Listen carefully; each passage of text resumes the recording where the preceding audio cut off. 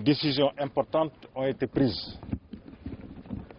L'une d'entre elles a consisté à soulager les populations les plus démunies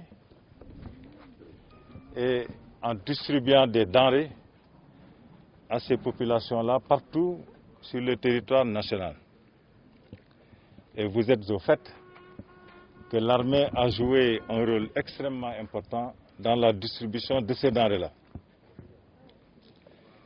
Une deuxième décision qui a été prise par les plus hautes autorités de notre pays a consisté à mettre en place un état d'urgence assorti d'un couvre-feu. Et qui dit état d'urgence, couvre-feu, dit mesures exceptionnelles à faire appliquer partout dans le territoire national. Et là encore, les armées jouent un rôle central aux côtés des autres forces de défense et de sécurité, notamment la gendarmerie et la police, pour s'assurer que les mesures exceptionnelles qui doivent être respectées par nos concitoyens sont effectivement respectées partout sur le territoire national. La troisième décision qui a été prise, c'est la fermeture des frontières.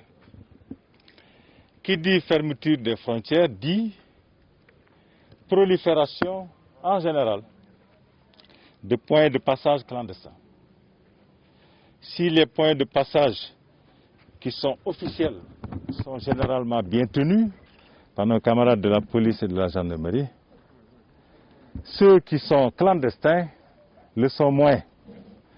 Et c'est pour ça que l'armée, avec des moyens assez consistants, vient comme une force de troisième catégorie pour aider les deux premières à s'assurer que ces points de passage sont minimisés et que les populations de part et d'autre de la frontière respectent la fermeture. Bien entendu, notre message ici consiste aussi à dire à nos unités de continuer le travail en synergie qu'elles font avec la gendarmerie et la police sous la supervision des autorités administratives qui encadrent l'action de l'État, mais également en toute intelligence avec les élus locaux, avec les populations qui doivent s'approprier cette mission pour qu'elle puisse être exécutée dans les meilleures conditions. Et je finirai en disant que lorsqu'on parle de frontières, on parle au moins de deux pays. Et Kédougou est entre le Mali, la Guinée, et donc on a deux frontières que nous avons à surveiller. Donc les forces de défense et de sécurité doivent également créer les conditions de travail avec les autres pays limitrophes pour que les frontières, et avec le Mali et avec la Guinée, soient suffisamment bien protégées. Voilà la raison pour laquelle je suis venu encore une fois pour rencontrer les unités qui sont déployées ici.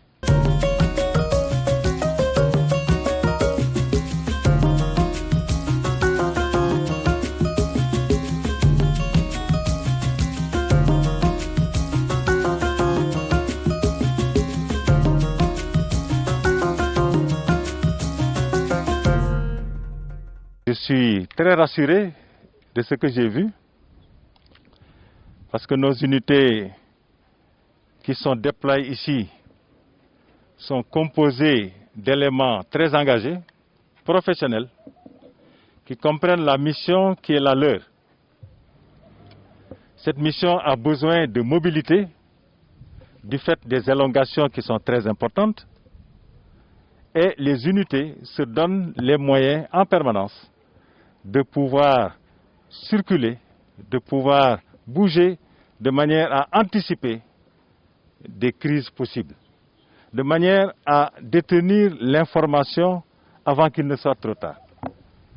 C'est ce que j'ai vu sur le terrain et donc cela me rassure et nous avons demandé aux unités de poursuivre dans cette voie, mais encore une fois, aux côtés des forces de défense et de sécurité comme la gendarmerie et la police, et sous la supervision des autorités administratives qui sont là pour encadrer les actions de l'État.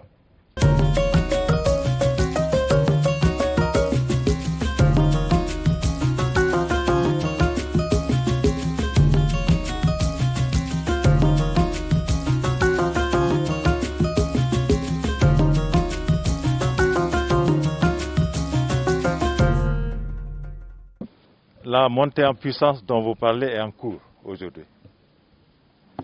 Et ça aussi, c'était un aspect de ma visite aujourd'hui. Voir tous les travaux qui sont en cours d'exécution pour créer les conditions d'accueil de plus d'effectifs ici au 34e bataillon qui a été créé récemment à la place de la compagnie qui était déployée ici. Donc la montée en puissance est en cours, elle se fait de manière maîtrisée et l'objectif est que dans les semestres à venir, que nous ayons un bataillon au complet, bien installé, dans des conditions optimales de travail, qui fera la mission de sécurisation de la localité de Kédougou.